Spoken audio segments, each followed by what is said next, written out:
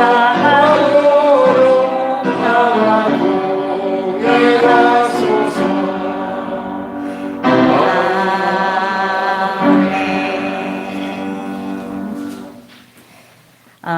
우리는 지금 사계절 중에서 가장 아름다운 봄, 그 봄날을 지내고 있습니다. 여러분들 산천 초목을 바라보며 주변의 변화를 바라보며 봄을 만끽하시기 바랍니다. 그 봄을 통하여 새생명을 주시는 하나님을 찬양할 수 있기를 바랍니다. 여러분들 이렇게 모두 이 코로나 시대에 건강하게 잘 지내시다가 나와서 예배에 참석하신 여러분들을 주님의 이름으로 환영합니다. 우리 같이 존귀한 분이 오셨습니다. 서로 인사하시겠습니다. 존귀한 분이 오셨습니다. 기도하면서 말씀을 시작하겠습니다.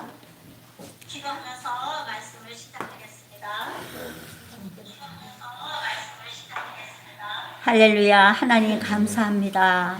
오늘도 이렇게 거룩한 주일을 저희에게 허락하시고 또 하나님 아버지 앞에 나와서 하나님의 그 말씀과 찬양과 하나님 기도를 올릴 수 있는 귀하고 복된 인생이 되게 해주신 것에 대해서 감사드립니다. 하나님 아버지, 이 시간도 저희들이 말씀을 귀 기울여 듣겠사오니 하나님께서 성령으로 친히 말씀하여 주셔서 우리가 듣는 것보다 더 많이 깨달을 수 있는 복된 말씀의 시간이 되도록 도와 주시옵소서. 우리 주 예수님 이름으로 기도드리옵나이다. 아멘. 저는 오늘 이런 말씀으로 설교를 시작하려고 합니다. 강은 자신의 물을 마시지 않고 나무는 자신의 열매를 먹지 않으며 태양은 스스로를 비추지 않고 꽃은 자신을 위해 향기를 퍼뜨리지 않습니다. 나무 위에 사는 것이 자연의 법칙입니다. 우리 모두는 서로 돕기 위해 태어났습니다. 인생은 당신이 행복할 때 좋습니다. 그러나 더 좋은 것은 당신 때문에 다른 사람이 행복할 때입니다. 나쁜 사람이라는 말은 그 말의 어원이 나뿐인 사람이라고 합니다. 나쁜 사람. 자기 자신만을 위하는 사람. 요즘 우리 세상은 나만 좋으면, 우리끼리만 좋으면 그만이다 라고 생각하고 행동하는 사람들이 많습니다. 이처럼 자신만을 생각하며 계속 살아간다면 그 사람은 결국 큰 기쁨, 깊은 행복감을 한 번도 느껴보지 못한 채 이 생을 마감하고 말 것입니다. 아주 불행한 일입니다. 물론 자기 자신만을 생각하면서 사는 사람들도 조그만 기쁨 이런 게 좀 있겠지요. 그러나 진정한 기쁨은 그런 곳에 있지 않다는 것입니다. 다른 사람이 정말 진정으로 다른 사람에 대해서 배려하고 생각하고 기도해주고 위해줬는데 그 사람이 잘 될 때 그 느끼는 기쁨, 그것이야말로 큰 기쁨이며 깊은 감사라는 것입니다. 아주 깊은 기쁨이라는 것입니다. 우리가 인생으로 태어나서 좀 그렇게 좀 살아보아야 되지 않을까요? 큰 기쁨과 깊은 행복감은 인간이 스스로 가질 수 없는 감정입니다. 어렵죠, 이것은. 그것은 하늘로부터 내려주시는 은총 안에서 가능합니다. 다시 말하면 예수 그리스도 그 성령 안에서 가능합니다. 주 안에서 항상 기뻐하라. 내가 다시 말하노니 기뻐하라. 사도 바울은 빌립보 옥중 서신중에서 이 말씀을 하셨지요. 오늘 말씀의 제목은 성도의 다양한 소원입니다.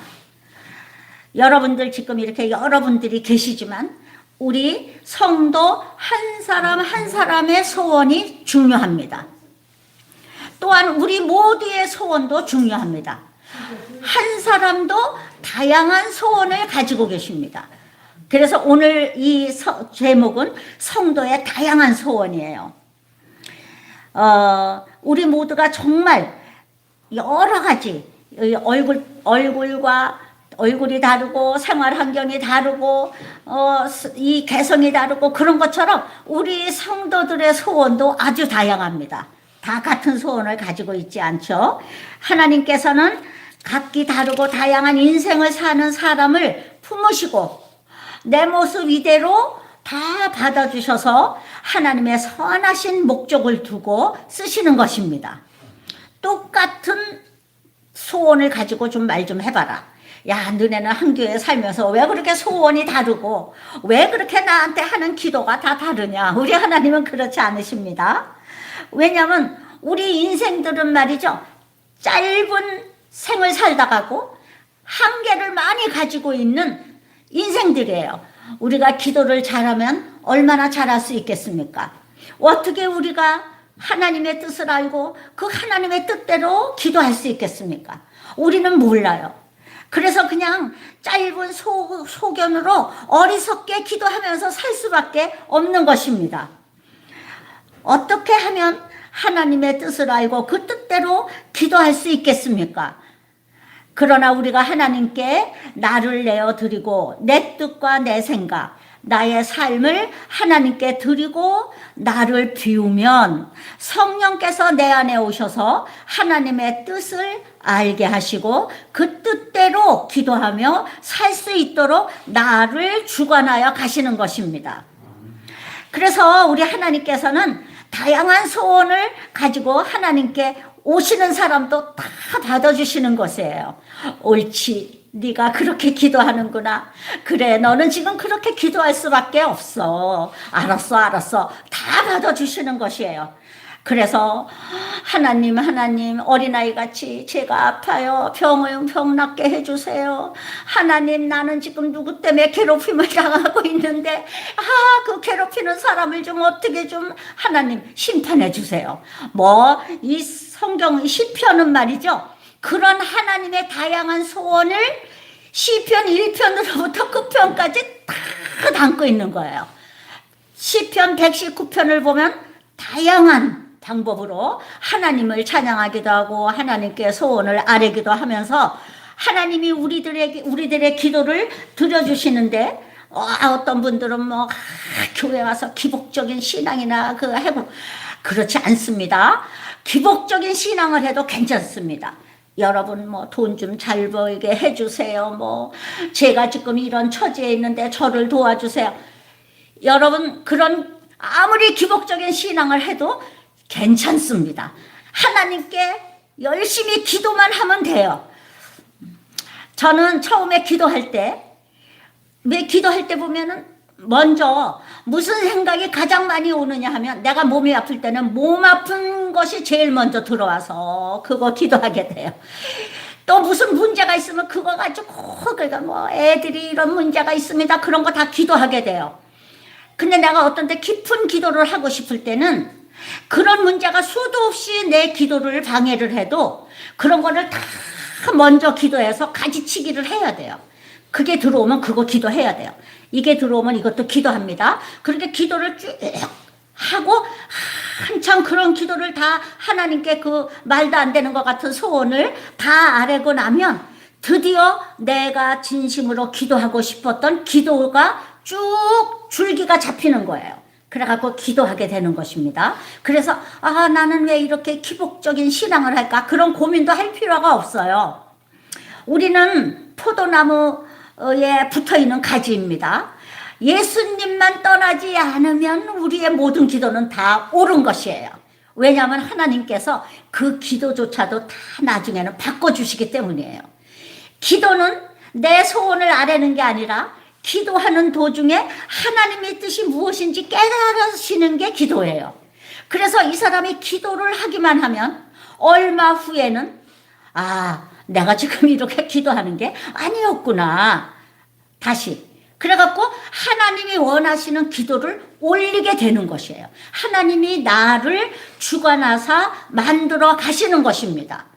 이제 그러면 그래서 기도가 필요한 것이고, 그래서 우리는 뭐 처음에는 내가 이런 기도를 해도 될까?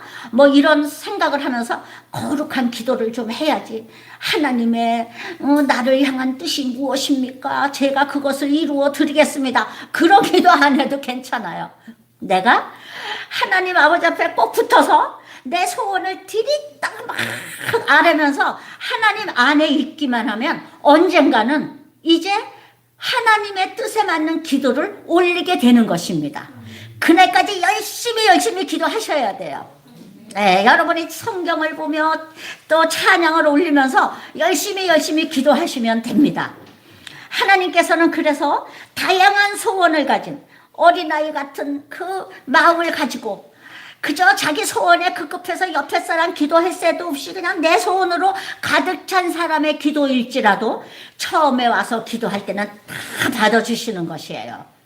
그래서 우리는 우리 하나님의 그 거대한 품속에, 하나님의 그 사랑의 품속에서 마음껏 처음에는 어리광도 부렸다가 때도 쓰다가 별 소리를 다 올리다가 다 일러 바치다가 저 사람이 이랬어요, 저 사람이 이랬어요, 다 일러 바치다가 나중에는 이제 비로소 바른 기도를 할 수 있게 되는 것입니다. 그러면서 우리는 점점 자라가는 것이에요. 우리가 점점 이 기도는 이렇게 하는 게 아니었구나, 이거는 이렇게 하면 안 되겠구나, 이런 거를요 스스로 깨달으면서 성장해 가는 것이에요. 그래서 우리는 기도는 많이 할수록 좋습니다. 많이 할수록 좋은 것이에요. 그래서 그렇게 해서 내가 이제 비로소 어떤 사람이 되느냐 하면 그 말씀에 의지해서 우리가 기도하는 사람이 되고, 또 내 소원이 아니고 다른 사람이 나보다 더 행복해졌으면 좋겠다 하는 소원을 가지고 기도하게 돼요. 아까 우리 리봉 집사님 말씀하셨는데, 기도하셨는데, 우리 지금 남희 집사님, 이규영 집사님, 우리 이명숙 권사님, 아프신 분들 많잖아요. 그냥 아프시면 말이죠, 우리가 막 그것 때문에 가슴을 졸이면서 막 눈물을 흘리면서 하나님 낫게 해주세요, 낫게 해주세요. 근데 그 사람이 나보세요. 얼마나 행복하고 얼마나 기쁜지, 그것이 말이죠, 그것이 바로 깊은 기도이고 하나님이 주시는 행복감이라는 것, 만족한 행복감이라는 것입니다. 그래서 주 안에서 우리의 기도가 하나님 뜻에 합당한 기도를 하고 났을 때의 그 만족함, 그 기쁨, 그 평안함, 이런 거는 말이죠, 예수 그리스도의 성령 안에서 아니면 우리가 인간이 감히 맛볼 수 없는 감정들이에요. 그것이 중요한 것입니다. 정말 예수 그리스도 안에서 그런 체험을 자꾸 하게 되면 중보 기도가 얼마나 재미있는지 몰라요. 그리고 또 우리가 간절한 소원이 생겨요. 내가 아플 때보다 누구 아파서 기도해 줄 때, 하나님, 그 사람이 꼭 낫으면 좋겠습니다. 하나님 꼭 낫게 해주세요. 그래가지고 그 사람이 나면 하나님 내 기도를 들어주셨군요, 감사합니다, 감사합니다. 얼마나 기쁜지 몰라요. 그것 때문에 우리가 중보기도 하는 것입니다. 이렇게 해서 우리들이 하나님 아버지 안에서 누리는 큰 영적인 기쁨과 깊은 행복감, 그래갖고 사람이 가질 수 없는 어떤 감정을 사람이 가지게 돼요. 그것을 여기서는 깊은 행복감이라고 표현했어요. 그래갖고 만족한 마음으로 중보기도를 하고 내 삶이 다른 사람을 향하게 되는 것입니다. 저 사람이 지금 이게 필요하구나, 저 사람은 지금 이렇게 기도해 줘야 되는구나, 막 이러면서 나도 모르게 그렇게 다른 사람의 행복에 대해서 내 행복보다 더 깊은 관심을 가지고 사는 복된 인생이 되는 것입니다. 세상에 사람으로 태어나서 그렇게 사는 것 같이 복된 것이 어디 있겠습니까? 그래서 여기서 우리 시편을 보면은 오늘 본문에도 그렇지만 하나님 말씀의 완전성, 그 말씀이 나를 변화시켰을 때 나의 삶이 완전을 향하여 간다는 하나님의 말씀의 완전성. 그래서 주님, 제가 말씀을 읽고 따릅니다. 이제 그런 고백을 하게 되는 것이죠. 여호와여, 주의 말씀이 영원히 하늘에 굳게 섰사오니. 오늘 읽은 말씀 가운데 나오는데요. 하늘은 자연 가운데 가장 변화가 적습니다. 변화가 거의 없다고 해도 지나치지 않을 정도로 변화가 적습니다. 그리고 하늘은 높습니다. 아무리 깊은 바다라도 그 깊이에는 끝이 있고 또 넓이에는 끝이, 이 세상에는 그 넓이의 끝이 있죠. 그러나 하늘은 그 높이와 넓이의 끝이 없습니다. 따라서 본문의 이러한 표현은 곧 하나님의 말씀의 지고함과 영원함을 은유적으로 나타낸 것이라 할 수 있습니다. 하나님의 말씀은 영원히 하늘에 굳게 서 있습니다. 그거는 하늘에 변함이 없는 것 같이, 영원히 변함없는 것 같이 하나님의 말씀은 변함이 없습니다. 영원히 굳게 서 있습니다. 그래서 저는 하나님의 그 말씀이 무엇과 같은가 비교하려고 생각하니까 하늘과 같다고 할 수 있습니다. 이렇게 지금 저자는 고백하고 있는 것입니다. 하나님의 끝이 없는 사랑과 한없는 은혜, 그리고 끝없는 축복이 그의 말씀 속에 내재되어 있는 것입니다. 때문에 그의 말씀을 믿고 의지하는 자는 이런 하나님의 크고 무한한 축복의 주인이 된다는 것이에요. 이 세상에 의지할 것은 하나도 없습니다. 여호와 하나님만 깊이 의지하면 그 사람은 그 마음의 평강과 안정과 그리고 그 하나님이 주시는 한없는 그 평화가 이 세상에 줄 수 없는 그런 평화를 우리가 맛볼 수 있게 된다는 것입니다. 여호와여, 주의 말씀은 영원히 하늘에 굳게 섰사오며 주의 성실하심은 대다에 일어나이다.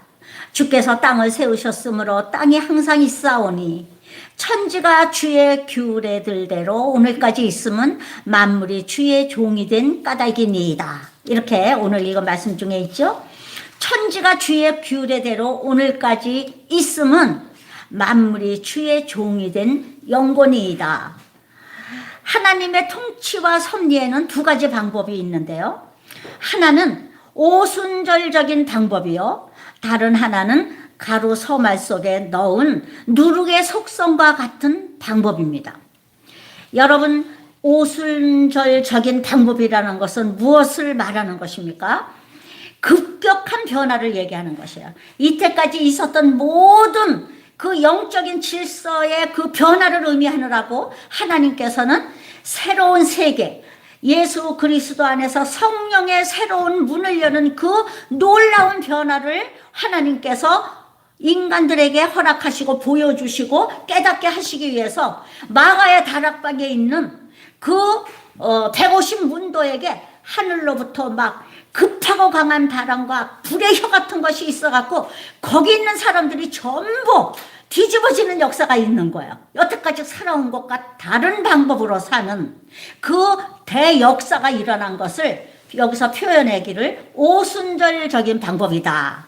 그래서 이스라엘 역사에는 출애굽 때 홍해가 갈라진 사건, 막 그 여호수아 장군이 태양아 그 자리에 머물러라, 달아 너도 그리할지어다, 막 그러니까 태양과 달이 멈췄잖아요. 지구가 자전을 멈췄어요. 그런 놀라운 사건이 오순절적인 방법이에요. 하나님은 가끔 가다가 필요할 때 오순절적인 방법으로 역사도 이끌어 가시고 내 인생에도 그런 날을 주십니다. 확 내가 변화되는, 막 놀라운 진리를 깨닫고 이 허물을 하나 벗는 것 같은 놀라운 변화를 허락해 주시는 경우가 있습니다. 근데 늘 그렇지는 않아요. 예수를 믿고 처음 은혜 받았을 때는 이 사람이 말이죠, 길을 걷는 게 아니라 막 하늘을 둥둥 떠다니는 것 같고 세상이 너무나 아름답고 막 사람들이 너무 좋고 너무 막 뭐라 그럴까, 그 사랑이 막 내 안에서 넘쳐갖고 세상의 고아들을 다 나를 갖다 주면서 길르라고 그래도 내가 길를 것 같더라고요. 그러고 막 정말 놀라운 체험을 해요. 저는 오순절 성령 체험을 그렇게 했어요. 정말 그런. 근데 그것이 늘 있는 것은 아닙니다. 사람에게 늘 있는 것은 아니에요. 그 대신 어떤 방법으로 하나님은 역사와 사람들을 이끄시는가. 가루 서말 속에 넣은 누룩같이. 그러면 이제 우리나라로 말하면 이제 빵 반죽 같은 거 하려면 이렇게 빵 밀가루 반죽해 놓고 이제 거기다가 막 이스트를 넣잖아요. 그러면 이제 보자기를 덮어 놓으면 따뜻한 데 두면 이제 조금 있다 가보면 막 부풀어 올랐잖아요. 막 어떤 거는 막 그릇에 막 넘쳐나잖아요. 그런 변화예요. 우리가 보면 아무것도 달라진 건 없어. 밀가루는 밀가루예요. 근데 그것이 부풀어서 부드러운 빵이 되는 것이죠. 그 역사가 있다는 것입니다. 그렇게 역사하시는 거예요. 하나님은 오순절적인 방법으로 더 많이 역사하실까요? 가루 서말 속에 넣은 그 누룩같이 역사하실까요? 우리 하나님은 이 세상 만물을 말도 못하는 놀라운 역사로 이끌어 가시면서도 그 가루 서말 속에 넣은 누룩같이 하나님은 세상을 이끌어 가신다는 거예요. 근데 우리 사람들은 말이죠, 자극을 좋아해. 뭔가 그냥 아주 급격하게 막 변화되고 세상이 어떻게 되고 막 의인은 하나님께서 막 그냥 높이시고 막 악인은 즉시 심판해서 막 죽고 막 이러는 거를 좀 보여줬으면 좋겠어. 아, 저자는 반드시 죽어야 돼. 아주 그냥 하나님은 왜 저런 자에게 벼락을 안 내리시나? 막 이렇게 이제. 그리고 여러분들 요새는 어떻게 그런 일이 그렇게 많은지 알 수 없지만 정말 우리 어려서는 그거 전설 같은 그런 이야기인데 그 친엄마도 자식을 그렇게 학대하잖아요. 막 때려서 막 애들이 말이죠. 아니 어떻게 그런 일이 있을 수가 있느냐고요. 이런 일이야말로 진짜 천지개벽을 해도 어떻게 사람이 그렇게 변할 수 있느냐고요. 그러면 이제 어떤 사람들은 아이고 저런 자들은 하나님은 뭐 아시나 저런 거는 벼락을 맞아 죽어야 된다 막 이렇게 말하잖아요. 근데 우리 하나님은 그렇게 역사를 안 하고 계시죠. 현재 이 세상 다스리는 것이나 인간을 다스리시는 방법을 보면 가루 서말 속에 넣은 누룩 같은 그런 방법으로 세상을 다스려 가십니다. 그거는 악인들이 볼 때는 자기네들이 하나님이 없기 때문에 이렇게 살아도 된다고 생각하지만 우리가 하나님 아버지의 그 역사와 이 인간을 다스리시는 그 방법을 볼 수 있는 눈이 열리면 얼마나 하나님은 우리를 세밀하게 다스려 가시고 얼마나 우리 삶의 깊숙이 역사하시고 나를 향하여 눈동자같이 지키시고 잠시도 나를 떠나지 않으신다는 것을 느낄 수가 있는 거예요. 그래서 하나님 아버지가 정말 너무 좋아서 하나님 아버지의 법에서 우리는 벗어날 수가 없는 것입니다. 다시 말하면 하나님 아버지의 사랑에서 우리는 벗어날 수가 없어요. 너무 좋아서 그 하나님은요 결코 그 가루 서말 속에 넣은 누룩같이 일하시는 것 같지만 나 자신을 놓고 볼 때 하나님은 얼마나 부지런하시게 잠시도 눈동자도 안 떼시고 내가 하는 모든 생각을 아시고 모든 나의 삶을 아시고 내가 조금이라도 잘못되면 안 되겠기에 나를 간섭하고 계시는 것입니다. 그것은 오순절적인 방법이 날마다 일어나는 것과 같은 이치예요. 여러분 우리가 말이죠 하나님 안에서 정말 나보다 다른 사람을 더 많이 생각하고 더 깊은 사랑을 주고자 하면서 하나님 뜻 안에서 살아가노라면 말이죠 날마다 오순절적인 그 복을 하나님께서 내게 주시고자 하는 것을 느낄 수가 있어요. 그것이 믿는 사람의 특권인 것입니다. 아, 하나님이 오늘도 나한테 이렇게 하셨군요. 그걸 느낄 수가 있어요. 이 세상에서 하나님 아버지의 그 크신 능력, 그 은밀하게 우리가 알 수 없는 그 하나님만의 방법으로 이 세상 사람들을 다스려 가시는 그거를 우리가 영의 눈을 뜨고 보면 그 하나님의 섭리를 두고 보면 날마다 오순절적인 역사가 일어나고 있습니다. 실제로 이 세상 속에서. 그런데 눈을 감고 하나님을 모르는 자들은 날마다 오순절적인 역사가 일어나도 알지도 못해요. 그 가루서마 속에 나온 하나님의 역사 속에서 오순절적인 그 방법, 오순절적인 사랑, 오순절적인 하나님의 능력의 역사를 날마다 내가 볼 수 있어야 되는 것입니다. 그 인생은 복된 인생인 것이에요. 여러분들이 정말 하나님이 은밀하게 전개해 나가시는 이 세상의 모든 그 역사를 하나님의 감성을 가지고 선한 눈으로 바라보면서 꽃 하나 피고 지는 것 속에서도 하나님의 사랑과 섭리를 느끼면서 살아가시는, 정말 그야말로 민감한 영적 능력을 가진 여러분들이 되시기를 주님의 이름으로 축원합니다. 이런 예화가 있어서 여러분들과 나누려고 합니다. 북유럽 어느 시골 교회에 사람 크기만한 예수님의 동상이 있었습니다. 그 예수님 동상 앞에서 기도를 하면 소원이 이루어진다는 소문이 나서 수많은 사람이 찾아와 기도를 하고 소원을 말했습니다. 그런데 그 교회의 문지기는 예수님이 서 있는 곳에 한번 서 있어 보는 것이 소원이었습니다. 그래서 예수님께 소원을 말하며 오래도록 기도를 드렸습니다. 예수님, 저도 그 자리에 한번 서게 해 주시옵소서. 그렇게 이제 기도를 많이 했다는 것이에요. 그런데 어느 날 예수님의 음성이 들렸습니다. 그래, 내가 하도 소원을 말하니 딱 하루만 너와 자리를 바꾸겠다. 그런데 나와 한 가지 약속을 해야 된다. 너는 누가 와서 어떤 행동이나 기도를 하든지 아무 말도 하지 말아야 한다. 다시 말하지만 절대 말하지 말거라. 알겠느냐? 예, 그렇게 하겠습니다. 그리고 이제 자리를 바꿨어요. 예수님은 문지기가 되었고, 문지기는 예수님 같이 그 동상에 되어서 거기 서 있는 거예요, 이제. 그 얼마나 좋았겠습니까? 근데 문지기가 예수의 동상으로 서 있을 때 첫 번째 사람이 왔어요. 그는 아주 부자였고 도박을 즐기는 자였습니다.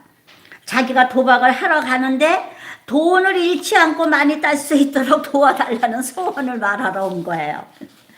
부자는 한참을 기도한 후 갔습니다. 그런데 돈다발이 들어있는 가방을 깜빡하고 놓고 나갔습니다. 문지기는 가방을 놓고 갔다는 것을 알려주고 싶었지만 예수님과의 약속 때문에 침묵했습니다. 안 되지. 그래가지고 이제 참은 거예요. 그런데 조금 후에 아주 가난한 농부가 들어왔습니다. 자기 아내가 중병으로 누워있는데 치료비가 없으니 어떻게든 도와달라고 하나님한테 간청하는 내용이었습니다. 그 농부가 기도를 마치고 돌아가려다가 돈가방을 발견했어요. 아, 하나님께서 이렇게 돈다발을 나한테 주셨구나. 그리고 좋아서 농부는 나는 응답을 받았다. 그러고 이제 그 돈가방을 들고 갔어요. 근데 이거 네 돈이 아닌데 지금 네 돈이 아닌데 왜 가져가느냐. 그러고 싶어 죽을 지경인데 이제 간신히 참았어요. 그랬는데 이제 세 번째 기도를 하러 온 사람은 배를 타고 먼 나라로 나가는 청년이었는데 자신의 안전을 위하여 기도하러 왔습니다. 청년이 기도를 막 시작하였는데 갑자기 예배당 문이 활짝 열리더니 돈가방을 놓고 간 부자가 들어왔습니다. 돈가방이 없는 것을 확인한 부자는 다짜고짜 기도하는 청년의 멱살을 잡고 돈가방을 내어 놓으라고 으름장을 놓았습니다. 청년은 이게 무슨 행패냐고 하면서 전후 사정을 이야기하였지만 부자는 청년을 이끌며 경찰서로 가자고 했습니다. 청년은 자기는 지금 바로 가지 않으면 배를 탈 수가 없다고 하면서 경찰서로 가는 것을 거부했습니다. 그렇게 옥신각신하며 다투는 것을 본 문지기는 도저히 참을 수가 없었습니다. 그래서 말해주고 말았습니다. 말해줬어요. 그래서 청년은 배를 탔고 부자는 돈가방을 찾을 수가 있었습니다. 우리가 볼 때는 이렇게 해줘야 되는 거 아니에요? 그죠? 이게 맞잖아요. 그렇게 해주고 싶어서 그렇게 해줬어요. 그때 예수님이 노하신 음성으로 말씀하셨습니다. 너는 나하고 약속을 지키지 않았다. 그러니 내려오너라. 그러자 문지기가 말했습니다. 약속을 지키지 못한 것은 죄송하지만 그렇다고 예수님께서 화내실 정도로 잘못은 하지 않았습니다. 나는 잘못된 상황을 바로잡아서 평화를 이루었을 뿐입니다. 그렇게 해서 변명을 해가 하나님한테. 그랬더니 예수님이 말씀하셨습니다. 너는 나와 약속한 것을 지키지 않은 것만으로도 잘못이 크다. 그리고 내가 개입해서 해결한 것보다 침묵했으면 더 좋은 결과가 있다는 걸 너는 모른다. 부자는 어차피 그 돈은 도박장에서 다 날릴 돈이니라. 그 돈이 농부에게 갔더라면 농부의 아내를 살릴 수 있었느니라. 더 잘못이 큰 것은 청년의 문제니라. 청년은 그냥 두었으면 배를 타지 못해 살 수 있었다. 그러나 내가 개입함으로 그 청년은 배를 타게 되었고 그 배는 바다에서 침몰하여 죽게 되어 있느니라. 그래서 그 청년을 떠났어. 내가 침묵으로 일하는 이유를 이제 알겠느냐? 그 동상에 그 예수님이 가만히 계신 그 이유를 이제 알겠느냐? 그러셨던 거예요. 이 예화는 우리에게 많은 깨달음을 주는 이야기입니다. 어리석은 우리 인간들은 하나님의 침묵을 견디기 힘들어하고 다른 사람 일에 과도하게 개입해다가 일을 그르치곤 합니다. 하나님은 침묵 중에도 일하십니다. 하나님은 침묵 중에도 간섭하시고 침묵 중에도 일하고 계십니다. 침묵이 하나님이 나의 기도를 듣지 않는다는 의미가 아닙니다. 하나님은 항상 우리의 기도를 듣고 계시며 마음속 작은 신음소리도 듣고 계십니다. 이 침묵이 우리의 기도에 응답하지 않으신다는 의미가 아닌 것입니다. 하나님의 침묵은 우리가 더 기도하고 더 구하라는 의미입니다. 그리고 하나님의 침묵 또한 기도의 응답인 것입니다. 하나님의 뜻이 아닐 때 다른 방법으로 응답하실 때 더 나은 방법으로 우리 하나님이 응답하실 때 하나님은 침묵하십니다. 우리 예수 믿는 사람은 이런 거를 너무나 많이 경험하죠. 아, 내가 이렇게 기도했는데 왜 하나님이 가만히 계시나?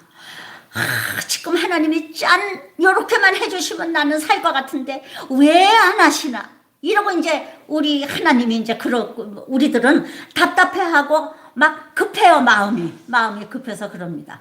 근데 나중에 보니까 그 기도를 이루어 주셨는데 나만 좋게 이루어 주신 게 아니라 내 주변의 모든 상황, 내 주변의 모든 사람이 다 좋게 될 때까지 하나님이 기다리셨다는 걸 알 수가 있어요. 나로 하여금 기다리게 하신 것입니다. 그래서 우리가 그런 기도를 하잖아요. 하나님, 제 기도를 안 들어주신 것을 감사합니다. 제 기도를 들어주셨으면 큰일 날 뻔했습니다. 이제 그거를 언제 아느냐? 나중에 알게 되는 거야. 나중에. 그거를 우리가 모르고 사는 거예요. 그러니 하나님께서 얼마나 답답하시겠습니까? 그 동상같이 서 있는 하나님이 얼마나 답답하시겠습니까? 우리는 동상이 된 그 문지기 같이 세상을 막 이렇게 해결해 주면서 이 세상 일이 그렇게 되기를 바라는 거예요. 누구든지 다. 근데 하나님은 그렇게 일하지 않으신다는 것이에요. 그래서 하나님 아버지의 그 말씀이 나의 즐거움이 된다는 것입니다. 결국은 막 하나님 아버지 그저 안 이루어 주신 것도 감사합니다. 하나님이 내 기도 안 들어주신 것도 감사합니다가 되는데 우리 인간이 이 내적인 고통이든 외적인 고통이든 성도들이 영적 침체에 빠지고 타락에 이르게 되는 요인 중에는 이제 고통도 있지만은 너무 내 뜻대로 잘 되는데도 타락의 원인이 있는 것입니다. 하나님께서는 그거를 조절하고 계시는 것입니다. 우리는 하나님의 말씀으로 인하여 막 삶의 활력을 얻을 수가 있습니다. 내가 주의 법도를 영원히 잊지 아니하오니 주께서 이것들로 나를 살게 하심이니이다. 우리가 만일 침체되거나 타락한 영혼을 다시금 생명을 소유하고 역동적인 영혼으로 만들기 원한다면 하나님의 말씀을 먹어야 합니다. 그 이유는 우리 영혼이 타락하는 근본 원인이 하나님 말씀의 무지에 있기 때문입니다. 하나님 말씀을 모르면요, 우리는 하나님 내 뜻대로 살게 되어 있어요. 그러면 잘못되게 되어 있는 것입니다. 하나님의 말씀을 먹으라 그랬잖아요. 하나님의 말씀은 만나예요. 만나는 생명의 떡입니다. 날마다 그거를 먹어야 돼요. 하나님의 말씀을 먹고 사는 사람은 이 삶이 윤택해질 뿐이 아니라 영혼이 윤택해져서 그 영육이 강건한 사람이 되는 것이에요. 그런 사람이 되어야 됩니다. 예수 믿으면 말이죠, 이 얼굴이 활짝 펴야 돼요. 예수 믿고 그냥 쪼그라들면 안 됩니다. 날마다 그냥 아주 사람이 말이죠, 예수 믿고 막 그 영혼이 막 하나님과 더불어 막 기쁨으로 교제하면서 살면 하나님께서 우리들에게 뭐를 선물로 주시느냐면 우리 우리가 아주 건강한 사람이 되는데, 사람의 근심은 우리의 뼈로 마르게 하고 하나님의 말씀은 우리에게 양약이 되잖아요. 그 말씀이 양약이 되어서 이 세상에 살면서 근심 걱정하는 그 모든 것들이 전부 변하여 기쁨이 되게 해주시고 즐거움이 되게 해주시면서 건강하게 해주시는 거예요. 건강하게. 사람이 말이죠, 건강하게 사는 방법 중에 하나는 하나님의 말씀을 많이 알고 그 말씀 속에서 지혜를 얻어서 사는 것인데, 그 중에 가장 중요한 것은 언어의 변화입니다. 어떤 의사 선생이 얘기하기를, 우리 뇌 속에, 그 뇌 전문학자가 얘기했는데, 뇌 속에 언어를 주관하는 중추신경이 있대요. 근데 그 언어를 주관하는 중추신경을 건드리면 온몸의 신경이 다 반응을 한답니다. 그래서 우리가 언어를 통해서 좋은 말, 좋은 생각을 얘기하고 또 다른 사람과 화목한 관계를 유지하는 사람은 온몸이 다 건강해지는 것이에요. 그게 여러분 하루 이틀 그렇게 되는 거예요. 하루 이틀 그렇게 해보다가 에휴, 내 성질대로 살리라 그러면 안 되는 거고, 여러분 이것이 5년, 10년, 15년, 20년 꾸준히 그 삶이 그렇게 계속되는 가운데 나의 온몸과 영혼이 건강해지면서 그런 사람들로 살아가게 되는 것입니다. 이것이 말이죠, 과학적이요, 의학적이요, 생리학적이요, 이것이야말로 그 하나님의 그 놀라우신 방법, 그 모든 총체적인 것이에요. 그래서 여러분 다른 걱정이 할 게 없습니다. 우리는 말씀으로 나를 살아가게 하시는 것, 하나님의 말씀이 육신이 되어 우리 가운데 거하심에 우리가 그의 영광을 보니 아버지의 독생자의 영광이요 은혜와 진리가 충만하더라. 그래서 우리가 하나님의 말씀으로 은혜와 진리 속에 살면서 뭐를 형상하는, 우리가 회복해야 되느냐면 하나님의 형상, 예수 그리스도를 우리가 회복을 해야 돼요.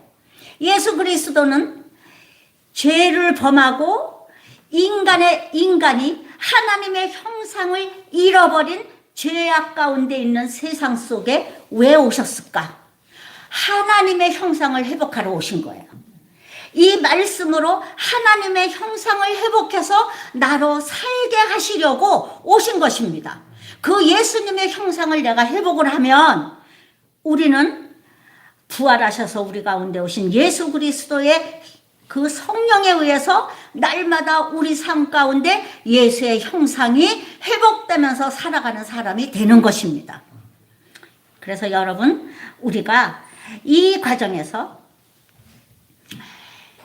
우리가 실천해야 되는 게 있어요. 근데 어려운 게 아닙니다.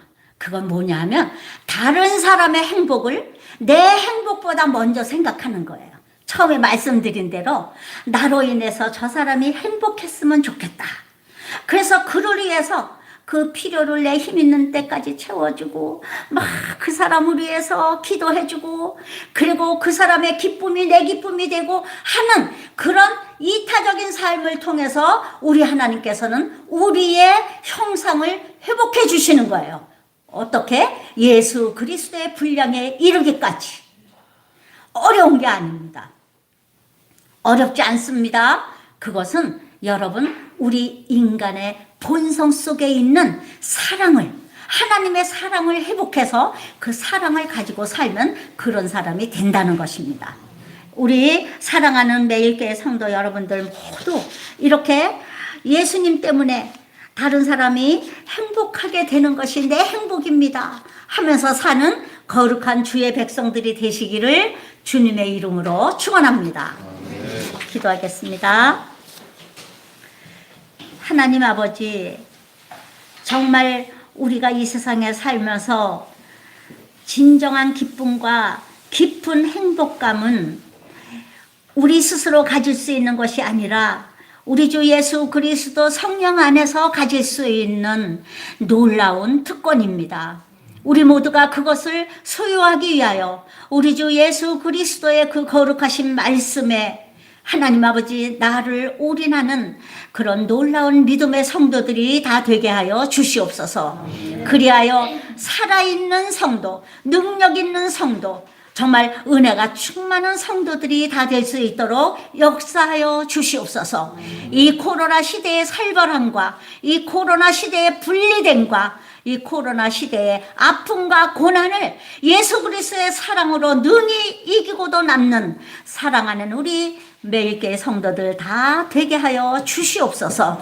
살아계신 우리 구주 예수님 이름으로 기도드리옵나이다. 아멘.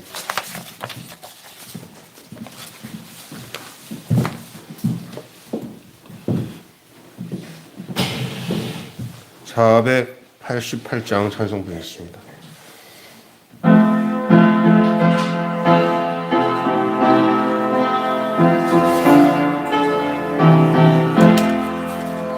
이 몸에서 무한가 우리 주 예수뿐일세 우리 주 예수밖에는 이들이 아주 없도다. 주 나의 반석 되시니 그 위에 내가 서리라 위에 내가 서리라. 무섭기만 오는 밤 불편이 높이 설렐 때 우리 주 크신 은혜에 소망의 갓을 주리라. 주